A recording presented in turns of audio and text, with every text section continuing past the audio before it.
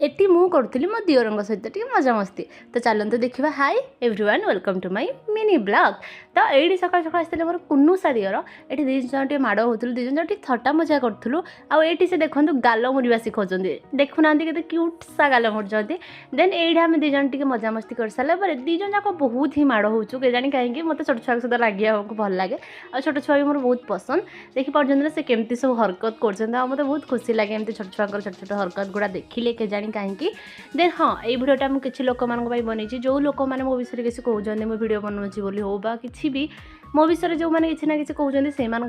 जहाँ हो मु तो मोपाई चिंता करें आपण मैंने मोपाई किसी तो चिंता करुँच बहुत खुशी अच्छी ठीक अच्छे छाड़ू आपण मैंने चिंता ही करूँ आ ठीक सेमती आपण मैंने देखु था कहूँ मुझे भिडियो कल चलता है। तो ये मुझे रोसईवास प्रिपरेसन करने सब जहाँ रोसईवास प्रिपरेसन करदेली आ सुंदर सा गोटे चकटा प्रिपरेसन करी सहित भजा भुजी भी करी बैगण भजा भी करी देन ये सुंदर सा गोटे पखाड़ आराम से गोटे खाईदेली मन आत्मा पूरा तृप्ति पखाड़ खाई सारापर तोराणीटा न पीले तो पूरा